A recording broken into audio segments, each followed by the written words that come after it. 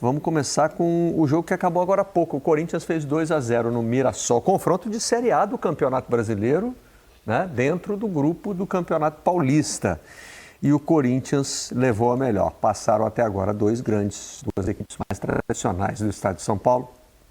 Palmeiras e Corinthians já avançaram. Santos entra em campo daqui a pouquinho para enfrentar o Bragantino em outro confronto de série A, né? E poupando o Garro, né? Paulista. Ele acabou poupando. Poupando o Garro, para mim, um dos melhores jogadores do Corinthians. E o Corinthians ele teve dificuldade sem o Garro ali no meio, porque ninguém conseguia marcar esse volante do Mirassol, né? Ele fez praticamente um 4-1, 4-1, assim, 3 atacantes, mas o Romero bem aberto. Quando ele vinha jogar por dentro, que daí o Corinthians fazia 4, 5 por dentro, ele tinha algo. Mas o Mirassol foi melhor do que o Corinthians até... Melhor, não muito melhor, tô falando assim, de posse de bola. Competiu, né? Isso, até o Corinthians de repente fazer o primeiro gol, né? Mas essa qualidade, essa frieza desse time do Corinthians é o que impressiona, assim, né? O jogo passado foi bem ruim, né? Exatamente. Da Libertadores. Mas assim, eu tô com você. Eu acho que esse tempo que o Mirassol conseguiu competir com o Corinthians é muito volume de jogo, né, Alex? Marcação, correria. Mas assim, o Mirassol tem muitas dificuldades em propor o jogo e principalmente em criar, né? O setor ofensivo praticamente não trouxe problema para o setor defensivo do Corinthians. Foi um jogo confortável, que depois dos 20, 25 minutos, como você falou, a hora que o Memphis vem para dentro, para se juntar junto com o Yuri, para se juntar junto com o Romero. Nossa, e essa atrasada de bola pro... Cara, isso não dá para reclamar do Muralha aí, né? Quase deu uma... críticas aí na reta final, né? O segundo gol realmente era defensável, fase, mas essa bola onde você sai, né? Naquela ali você já tá perdendo, isso aí tudo é um Ele atrasa pro meio do gol, né? A bola quicando não só no ainda. meio do gol, mas fora Forte, do goleiro. e ela né? quicando forte ainda. também, Ele tem que esticar a perna, enfim, depois ele acaba fazendo um milagre. Mas o time do Mirassol é um time maduro. Se vai ser necessário para uma Série A, um Brasileirão, vai precisar sempre, porque daí você precisa resolver contra times bons, né, contra times grandes. E jogar aí na Neoquímica Arena não tem sido fácil com esse Corinthians, na verdade. Lógico que o Corinthians acaba passando por mérito e chegando forte também com mérito, de uma maneira confiante, que ele pode pensar no restante do ano dessa maneira. De ajustes que tem para se fazer, né, Paulo? É jogo a jogo que é natural de vir algo. O jogo passado não foi bom. Mas desde que o time tem essa base, essa consciência que o Corinthians tem, é um mínimo que todo time quer. E é um mínimo muito bom que o Corinthians está tendo. E já não sei quantos jogos seguidos, com mais de 40 mil pessoas no estádio. Está num momento brilhante. E o Mirassol... eu acho que chega de uma maneira até bem nesse momento e naturalmente vai pensar em algo como que ele vai fazer para o restante do ano. O Corinthians, assim como o Bahia, está envolvido na disputa para entrar na fase de grupo da Libertadores. Os dois têm jogo nesse meio de semana. Né? O Bahia ontem poupou os titulares, que 5 deles foram entrando, né? Kaique hoje é titular? Kaique foi um dos que entraram. Os outros, Caio Alexandre, Everton Ribeiro... o Rogério Ceni foi botando os medalhões do time para tentar resolver a situação, porque o Bahia perdeu de virada, né? Mas o Corinthians, nem sei se o Ramon não quis ou se ele realmente não poderia se dar a esse luxo, né? Porque eu acho que ele não poderia, viu? enquanto lá na Bahia tem jogo de volta, né? Pelo adversário. Né? Eu acho no Paulista, um jogo só contra adversário de Série A. E o Corinthians fez uma pontuação que, se ele ganha o jogo, né, e como ganhou, vai disputar a semifinal de novo em casa, né? Então, assim, isso é uma vantagem. Manter, né? Para chegar até a final. Isso é uma vantagem enorme. Então, para mim, assim, ele além de não ter, na minha opinião, um grupo tão grande assim para modificar, hoje ainda ele descansa o Garro, né? Que o Garro é importante nesse esquema ofensivo do Corinthians. Então, eu acredito que ele fez bem em relação a isso, mas ele foi com tudo para cima do jogos em casa, né, Paulo e Barreto? Fica mais fácil, que você não tem essa logística de desgaste de viagem. Verdade. E outra coisa, jogo decisivo, onde começou 0-0, ele não tem nenhuma vantagem, né, nesse sentido. Então, você não pode correr atrás depois. Então, cansa mais ainda, né? O foco e concentração para jogos assim decisivos é importante você fazer. Para acrescentar aí a sua informação, o Corinthians já tem mando de campo da final também, tá? Chegou hoje a 30 pontos, ninguém mais pode alcançar. O mais próximo dele é o Palmeiras. O Palmeiras só alcança 29. Você vê, por isso que era importante hoje, ele venceu hoje. Além da classificação, óbvio que a melhor vantagem é essa soma de pontos, né? Porque se ele empata, vai pro para pênalti, alguma coisa assim, aí tem a dificuldade depois para chegar à final. Então, assim... Ou seja, o Corinthians finalista tem que ter feito pelo menos 31 pontos. Né? Se ele perder, ele está fora. Exatamente. Então, e o Palmeiras só chega a 29. 29. Então, realmente não dá. É um caminho andado e importantíssimo, né? Nesses jogos onde as equipes você não tem uma equipe tão acima da outra, então você tem a vantagem do campo, ajuda bastante. E aí você vai ter também Santos e São Paulo falando dos 4 grandes, sem nenhum desrespeito aos outros, sem afirmar nada. Mas eles passando, a gente vai ter uma semifinal linda, espetacular, porque o Santos cresceu muito. Não tem há um tempo, não é isso? No Eu acho que os 4 tem muito tempo. Eu não vou conseguir puxar, tem que usar minha memória externa aqui. Se o Mansur tivesse aqui, ele já teria isso anotado. Mas hoje nós só temos que puxar na internet. Né? Memória externa. Eu puxo daqui. Vamos, enquanto isso, ouvir os treinadores, começando pelo Ramon Dias. Não tem ainda não, né? Desculpa, eu achei que a gente já estava com tudo na agulha. Mas não, lógico, né? O jogo terminou agora. Então a gente está aqui ligado para ouvir os dois, preparado para ouvir os dois treinadores. Vai ser interessante de ver o que o Ramon ele vai dizer, porque sobre essa questão dele nem ter colocado o Coronado e ter optado pelo Romero. Porque o Romero, na Neoquímica Arena, você pode por ele, porque a chance dele fazer gol é gigante, né? E como que ele acabou vendo esse Corinthians, porque ele tem essa opção, né? Ele conseguiu ter um time versátil, né, cara? Mas assim, nessa questão eu concordo contigo do Romero, mas aí ele já está pensando também, eu acho que um pouquinho mais lá na frente, né? O Coronado não vem, quando entra, não vem fazendo... Mas ele iniciou o ano super bem, só que ele... parece que ele, na hierarquia, assim, ele não é um cara que ele goza de muito prestígio, de algo... Parece que ele prefere algo antes do Coronado. Ou está testando? Pode ser um teste. Esse decisivo talvez não fosse muito. Porque de verdade, eu vi o Coronado bem até o Garro começar a jogar. Mas no começo, depois ele deu uma caída. Então, ele deu. Eu acho que quando o Garro se apresenta, isso é uma opinião de jogador dentro do campo, ele desanima um pouco, né? Cai um pouquinho mesmo dele da dinâmica, da força. Porque ele é um jogador técnico, muito técnico, de qualidade, a gente não se discute. E é difícil você tirar um Garro. Muito difícil. E você vê que ele joga menos minutos. Todo mundo falando só do Garro é isso, que o Garro é aquilo. O jogador vai desanimando, né, Alex? E muitas vezes o Coronado, que acabou às vezes entrando, ele muda esquema e coloca o Coronado para jogar ou aberto ou de um terceiro homem de meio campo, que para ele é ruim. Ele joga muito bem como se engancha, que esse meio, esse 10 como o Garro joga. Achei aqui desde 2001. Nossa, 2001? Não, peraí. Também quando li, levei esse susto, mas não. 5 vezes só aconteceu. Neste século, só 5 vezes os 4 grandes de São Paulo estiveram nas semifinais. Louco, hein? Vamos lá. A última vez, se não me engano, 2019. Tem a tabela aqui. Bom, em 2024 tinha Bragantino e Novo Horizontino. Em 2023, Água Santa, Bragantino e Ituano. O Bragantino é time de Série A do Campeonato Brasileiro, mas a gente está falando aqui da tradição do Campeonato Paulista, né? Os 4 maiores da história. Em 2021 tinha o Mirassol, em 2020 Mirassol e Ponte Preta e em 2019 Corinthians, São Paulo, Palmeiras e Santos. Esses foram os semifinalistas. Você vê como o Campeonato Paulista é difícil, né? Você vê assim, quanto tempo esses times não conseguem chegar aos 4. E ainda a gente está comentando aqui da possibilidade ainda, isso não ocorreu. Claro, está com meio caminho andado. Exatamente. Tem Palmeiras e agora tem o Corinthians. Os outros dois têm que fazer a parte deles para que isso possa voltar a acontecer de novo. E o Santos, como dissemos aqui, tem um confronto de Série A de Campeonato Brasileiro, né? Para passar para essa semifinal. O São Paulo com um pega dificuldade, né? São Paulo agora me escapou. Pega quem? É o Novo Horizontino? Novo Horizontino.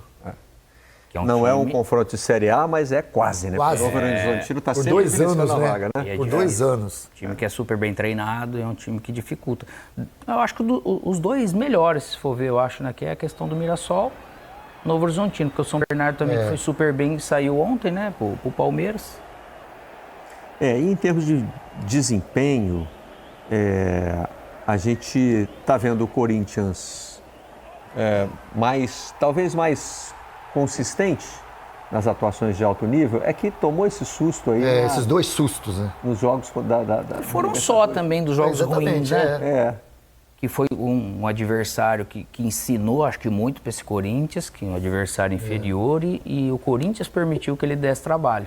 Só que é um jogo, sim, consistente. Mas o Palmeiras já chegou nesse momento, onde a gente comentava ontem, com aquela capacidade de time que decide, né? Bom de O Palmeiras decisão. teve dificuldades para se classificar. Mas depois que classifica... Aí você vê o jogo de ontem, cara, contra um adversário difícil, ele fez parecer muito fácil. Mas o Corinthians hoje me chamou a atenção de novo, porque ele teve o jogo, antes desses 15 minutos que a gente citou, muito controlado contra o Mirassol. Mesmo que ele não esteja com a bola... mesmo que não fosse aquele ele futebol é um time que o Corinthians... frio, é. Exatamente, é um time que atacava o Mirassol com muita qualidade quando queria. Não sei se também Quando roubava a bola, não essa sei velocidade... se pela fragilidade que o Mirassol também apresentou, principalmente defensivamente. Ofensivamente ele nem existiu, né? Então, assim, eu acho que o Corinthians... ele até diminuiu o ritmo quando era necessário, porque era um jogo tão controlável que hoje sim mostrou um Corinthians que é aquele Corinthians que às vezes você pega, tipo assim, o Mirassol é uma equipe que tem muitos jogadores e jogaram muitas vezes Série A. Então é um time que tem bagagem, tem coragem para jogar, ele não se intimida.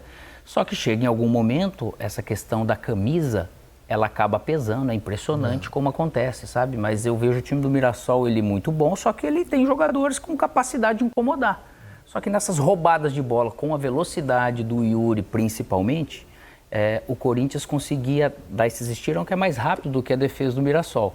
E no jogo combinado, o Corinthians ele vai se encontrando. Aí você pega Bidon, Carrijo com qualidade, o próprio Memphis que veio pro jogo hoje de novo. O Memphis hoje eu brinco. Você vê o Romero fazendo coisas hoje pela confiança que ele tem de jogar em casa, que ele consegue também articular. O Martínez também bem, enfim, é um time sólido sim. É um time que, de meio para frente, para mim, é um time já organizado. E perigoso. Totalmente organizado, que sabe fazer as movimentações necessárias. Eu acho que o Corinthians, quando enfrentar equipes mais fortes, eu acho que defensivamente ele vai sofrer. Normal. Agora, o Memphis está vivendo várias situações diferentes assim, para a carreira dele, né? Jogando um campeonato estadual que é diferente, provavelmente diferente de tudo que ele, tudo que ele já viveu, acho que nem as Copas lá da Europa trazem esse tipo de desafio, né? Tem lá um ou outro jogo contra times de quarta, quinta divisão, mas normalmente os titulares são poupados, então não sei se ele já passou por esse... Eu acho que nesses dois duelos que o Corinthians teve da pré-Libertadores, ele, para mim, foram os dois jogos que ele menos atuou bem. Eu acho que até pela fragilidade das equipes, que não busca muito o melhor do atleta. Nesse jogo de hoje, eu gostei tanto dele, não só da parte técnica, que todo mundo já sabe a qualidade que ele tem, mas da vontade dele querer jogar, né? De se movimentar. E aí vem outra novidade que ele deu. Outra novidade, um calor para cada um no Brasil nessa época do ano. Exatamente. Né? Então, assim, ele jogando debaixo dessa lua mostrando aí. dinâmica e buscando, discutindo com o jogador, chamando o torcedor. Interessado na partida. Só que o seguinte, hoje sabe o que eu percebi do Memphis? Ele jogou com a camisa maior do que ele jogou o jogo passado. Às vezes o cara deu uma inchadinha, né? Pediu camisa maior. Por Deus, eu percebi isso, cara. Ele pediu um tamanho a mais porque ele queria estar mais folgado hoje. Ele tava com aquela camisetinha. E você pode ver que hoje, esse negócio de às vezes o jogador ter o treinador da seleção vai assistir aquele jogo. Eu tava no estádio no meio de semana e no mesmo camarote do presidente tava o Kuma. Deu um intervalo, ele saiu com um jogo horrível, né, cara? Tudo ruim, defesa ruim. E ele jogando super mal, né, cara? Então não é só jogador, às vezes que... O Memphis também não foi bem naquele dia, porque o treinador estava ali. Exato. Aqui a gente tem a bancada para proteger, né? Que tem. Quando dá aquela inchadinha, né? Tem que dar aquela segurada. Se quiser baixar um pouco mais o banco, né? Só tem que tomar cuidado, sabe, com uma coisa igual nossos amigos? Porque assim, ó, se a gente for pegar Felipe Bastos e Grafite, pro Carnaval, eles escolheram... Nós desfilando... Quando é que vai ser? Na Intendente Magalhães? Hoje. É hoje já? Hoje, e já estão prontos lá. É que eu acho que eles escolheram... As redes sociais aqui, se a galera entrar pra ver... E outra, eles escolheram uma fantasia. Eu acho que não ficou tão... Não apropriada. É para esse momento nosso de ex, entendeu? Ex-atleta. Né? Então aquela graxinha, mas você vai tirar uma foto, você tem que dar uma murchada na barriga. Então, Grafite, Felipe Bastos, toma cuidado, pensa um pouco, repensa, coloca uma camisa por baixo às vezes, né? Você sabe que no camarim tem uma frase famosa, né? Deus é justo, mas as camisas do Paulo Nunes são más. Né? A do Memphis também estava. Né? Isso. E sabia que o Paulo, você falando do camarim, o Paulo, A gente passou, teve que maquiar. O Paulo, ele chega, fala que não precisa, cara. Passa assim, você não vai maquiar. Não precisa. A equipe vai tentar capturar uma foto aí da nossa dupla lá na avenida. Vai? Mentira, vai. Perfeita. Eu agora não consigo fazer o Eu acho que tá até postado, assim, mas o Thiagotti vai conseguir. Vai, lógico que consegue.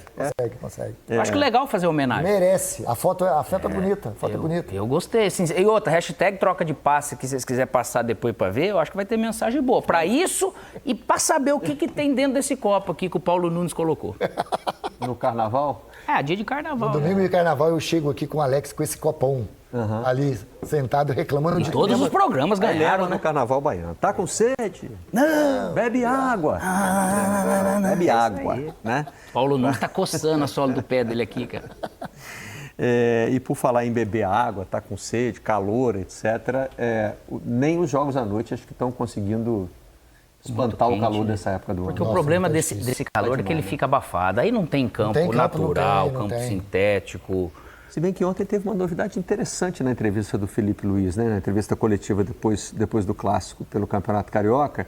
Ele falou que uma das diferenças da grama sintética, que nossos colegas jornalistas estavam ali meio que querendo pegar alguma declaração contra o gramado. Tentando buscar alguma coisa dele. É que ele perguntou por que molhar tanto, né? Aí o Felipe, não, molhar é tranquilo, beleza. E hoje ajudou também, porque com o calor a grama sintética absorve mais do que a natural. E não esquenta tanto. É um plástico, né? Pois é. Não esquenta tanto. Quando você joga a sola do pé embaixo... É isso que ele falou. Fica muito quente. Os jogadores disseram que o pé estava queimando. Aí depois que molha... É um bafo que vem de baixo para cima. Lá na Rússia que eu jogava, o campo nosso de mando de jogo era sintético. Era no Estádio Olímpico, lá no Luzhniki. Mas queima. Você molhava, mas vinha. Mas também não era nada para te matar. Porque o calor que ficava aqui em Moscou...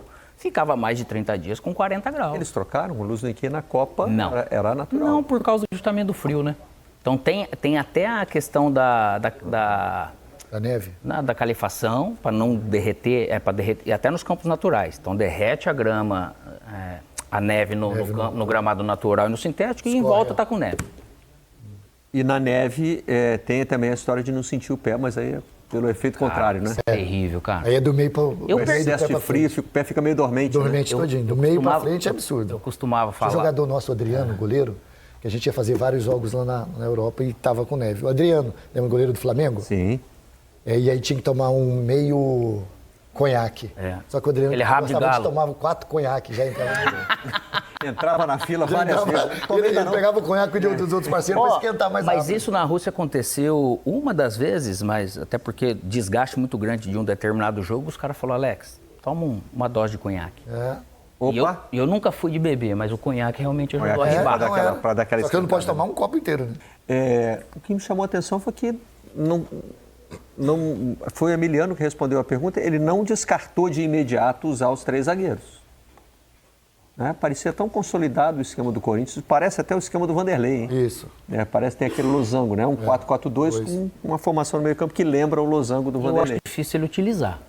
Mas a verdade. Agora, por isso que me chamou a atenção o Emiliano não descartar. Mas pode ser alguma jogada de falar, porque como que você vai fazer 3 zagueiros, você vai tirar um meia, você faz 2 volantes e um meia, né? Você faz um jogo especial, ele pode tripé ali no meio. Mas acho difícil também. Depende aonde, pode ser. Depende aonde e o que ele tem de opção. Porque eu imaginava uma resposta do tipo, não, nosso muito sistema difícil, já encontramos o nosso... Ano passado ele até fez um momento mas aí, ou quando outro. Você corta também, né, assim, você não tem a possibilidade de um jogo que você precisar, aí ele vai falar assim, eu vou utilizar. Aí os caras falam, você disse que não ia utilizar. Deixou em aberto, então você deixa em aberto. Jogou a isca, né? Bom, foi uma vitória segura do Corinthians, né, por 2-0, mas alguma polêmica de arbitragem ali sempre aparece. Sempre. E ele está aí. Não tem folga no carnaval para o PC Oliveira, porque... Está no nosso bloco, né? A arbitragem não tem permitido ele descansar. Não. Ainda bem, né? Não, mas vamos lá, PC. Primeiro, boa noite, né? Mas acho que hoje a gente está mais tranquilo do que ontem, não? É isso. Boa noite, Barreto, Alex, Paulo Nunes. Boa noite para todo mundo que está em casa. Hoje sim, mais tranquilo. A gente fala que nesses jogos, né, decisivos, é sempre importante que o árbitro foque nas grandes decisões. Tecnicamente, tanto nos jogos de ontem, né, como no jogo de hoje também, a arbitragem teve assim, uma atuação boa, mas o que está pegando um pouquinho é na parte disciplinar. É aí que a arbitragem precisa ter o controle. A Federação Paulista fez uma escala que a gente chama que é a escala de segurança, né? A comissão de arbitragem, que é comandada pelo Patrício Lustó, o argentino, ele optou por uma arbitragem de segurança nessas quartas de final. O Matheus Candansan apitou ontem o jogo do São Bernardo e Palmeiras, entrou na FIFA esse ano. A Daiane Muniz, que também é árbitra FIFA, fez o jogo do Corinthians e Mirassol, e a gente vai mostrar um lance aqui na sequência dela. Rafael Claus está apitando nesse momento Santos e Bragantino, e amanhã o jogo do São Paulo e Novo Horizontino vai ser apitado pela Edna. 4 árbitros FIFA nessa quartas de final. E sobre a Daiane, assim, tecnicamente ela teve uma boa atuação. Ela inclusive, assim, tem um histórico muito curioso, Barreto e amigos, porque ela foi do quadro da FIFA como assistente, saiu do quadro, mudou de função, passou a ser árbitra, chegou no quadro da FIFA como árbitra, é uma das melhores que atua como árbitro de vídeo no país, e agora está começando a apitar também os jogos importantes. Apitou a final do Mundial Sub-17 feminino, Coreia do Norte e Espanha, e esse ano fez um bom trabalho no Paulistão. Mas tem um detalhe que precisa ter atenção, que é na parte do controle do jogo e no controle disciplinar. E no jogo de hoje a gente tem um lance para a gente poder avaliar. Entrada do Carrillo no Cleison e reclamação de cartão vermelho, né? É isso, aos 44 minutos do primeiro tempo. Repare, a gente vai mostrar, nós só temos a câmera 1, mas só por essa câmera já é possível observar, né, que é uma entrada típica de cartão vermelho, Barreto e amigos. Só pela intensidade, né? Não Pela por intensidade. matar a jogada, não por perigo de gol, né? Exatamente, até porque o Cleison está lá no campo de defesa, né? Dominando a bola. E o detalhe é assim, que a entrada é por trás, com a sola da chuteira, com força excessiva, a intensidade Em um é momento muito vai alta. na bola, né? É isso. Porque o pé do Cleison está ali, ó. Nossa. Agora, o que chama a atenção é a posição da assistente, muito próxima do lance. Boa. Também Claro que ela levanta a bandeira, a Isabelle marca a falta, sinaliza, né? A Daiane estava próxima também, correu, aplicou o cartão amarelo, mas é uma imagem muito forte. O jogador... Trava o pé, né? Sorte que o pé dele correu, né, PC? Se o pé dele trava... É isso. E quando o jogador está protegendo a bola assim, está de costas, ele não tem condição de se defender. Nenhuma, ele não tem proteção, né? E é uma entrada assim muito forte, com a sola da chuteira. A intensidade é alta, o risco seríssimo de machucar o adversário, de lesionar o adversário. E aí a Daiane em campo aplica o cartão amarelo. O árbitro de vídeo, Márcio Góes, sustenta a decisão de campo, mas esse é um lance para chamar para revisão, porque é um lance claro, Ou seja, cristalino de cartão vermelho. A árbitra estava próxima do lance, essa câmera não mostra, mas como ela chega rapidamente com o cartão amarelo, a assistente também tinha ali outro ângulo para ver, ela talvez encoberta pelo próprio Cleison. É isso. Talvez não pudesse ter uma visão... É a bandeira, né? Mas já são ali duas A linha chances. de visão dela, né? Ali, ó. Olha lá, ó. Está muito perto da assistente, né? Ela está observando com bastante atenção. Talvez, a gente pode dar aí o benefício da dúvida. Né? Mas eu acho que não estava não, viu? Agora vendo para esse lance que mostrou agora. Não, ele está meio de lado. Ele está meio de lado.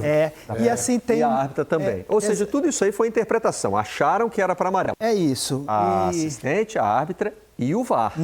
Porque o VAR pode chamar para botar pior para ainda. também, né? Perfeito. Porque quando é jogo sem VAR, inclusive tem códigos, né, entre o assistente. Com VAR também tem, mas sem o VAR, muito mais ainda que aquele código. Quando é uma entrada assim próxima do assistente, que ela acha para cartão amarelo, ela dá uma batidinha assim no bolso da camisa, onde guarda o cartão amarelo.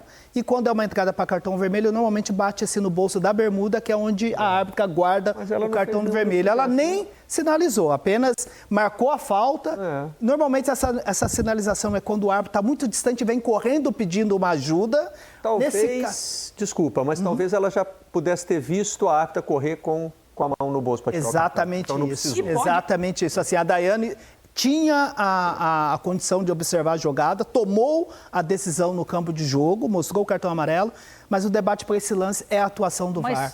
Porque o VAR, ele vê... Mas a gente não tem o áudio. Será que o VAR não tentou chamar e ela, de repente, manteve a decisão dela? Não.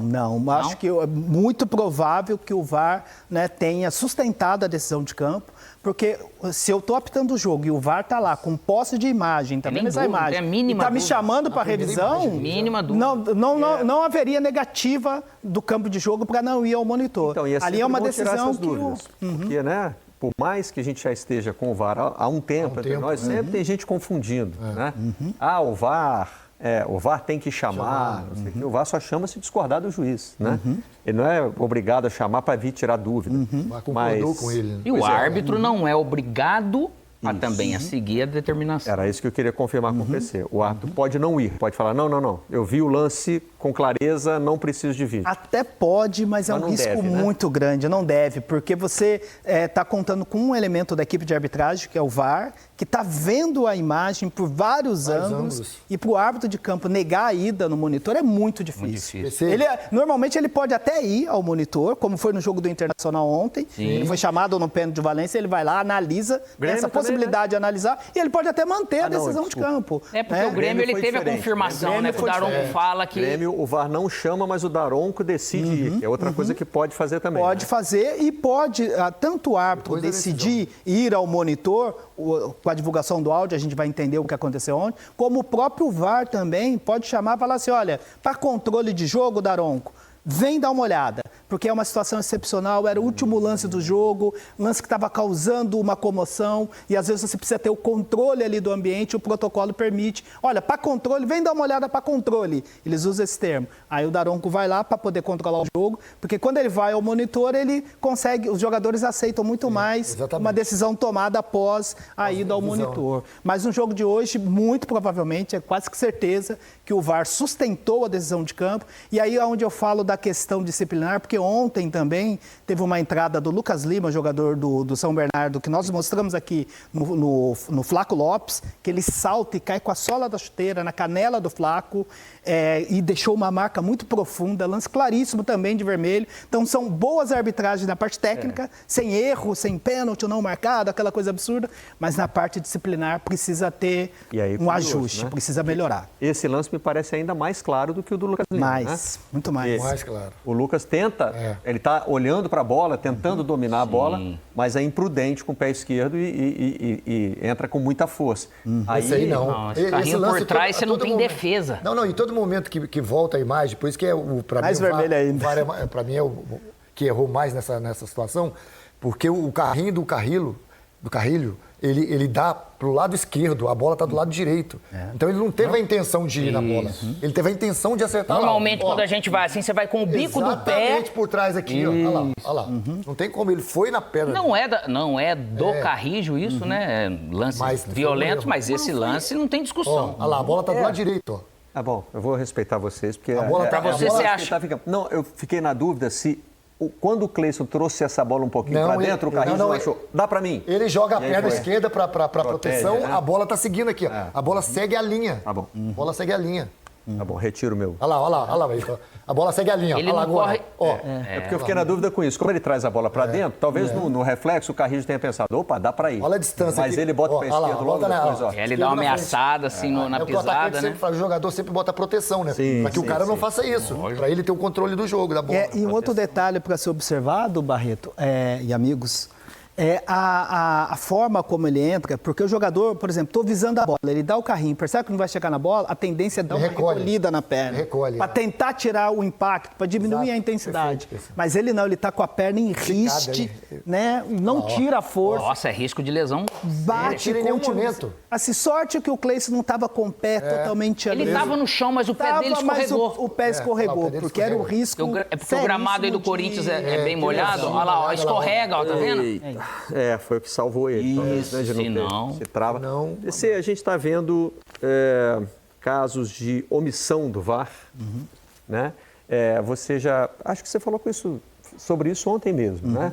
Tem uma recomendação de interferência mínima e ela está sendo confundida com omissão. Sim. Né? Lavar as mãos em lances difíceis.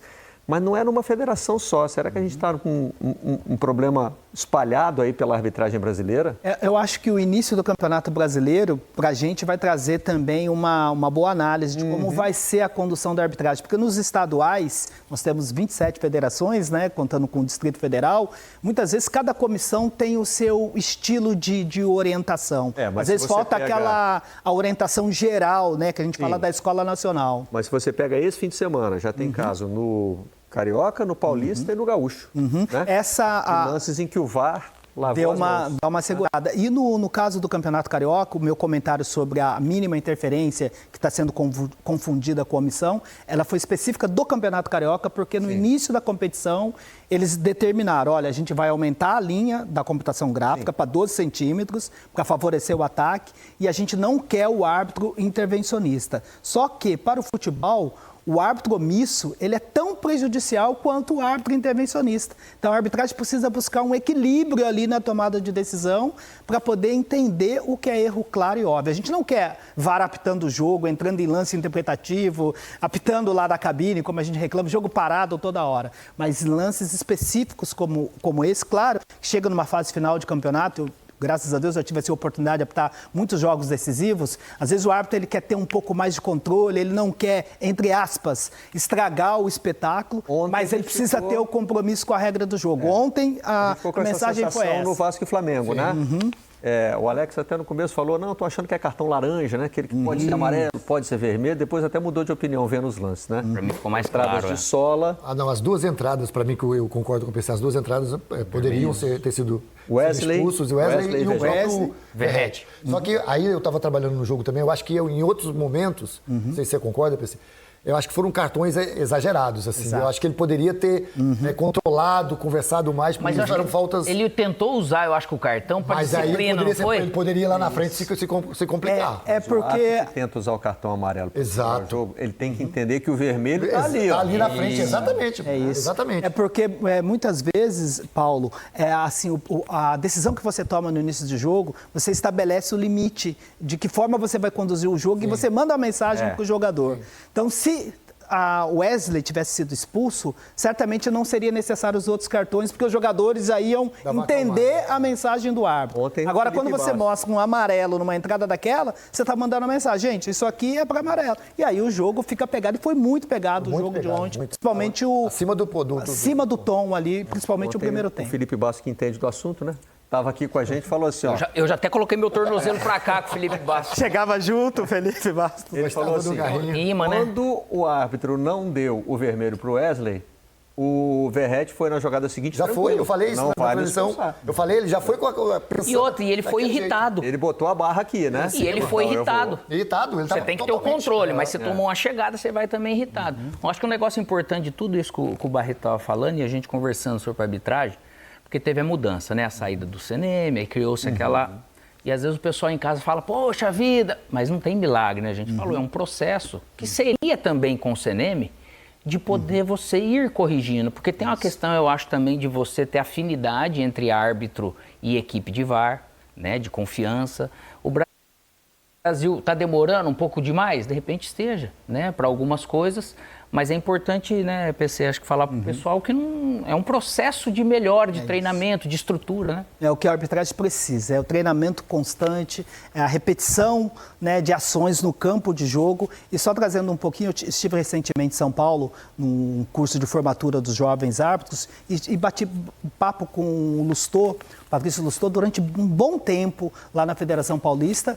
E diferentemente assim, do que às vezes a gente pensa, que aquela administração para tentar levar com o jogo de cintura, não, ele tem cobrado muito, até porque ele teve esse perfil enquanto apitava, que era um árbitro bastante disciplinador, e ele tem cobrado muito disso dos árbitros em São Paulo na questão de disciplina, de controle de jogo. Está trazendo um pouco da experiência dele, da escola argentina para a arbitragem paulista, está no segundo ano já de gestão em São Paulo, e certamente... Tanto o lance do jogo de ontem no Flaco Lopes, quanto essa entrada agora do Carrijo, certamente será tema de debate, de estudo e de cobrança no decorrer da semana.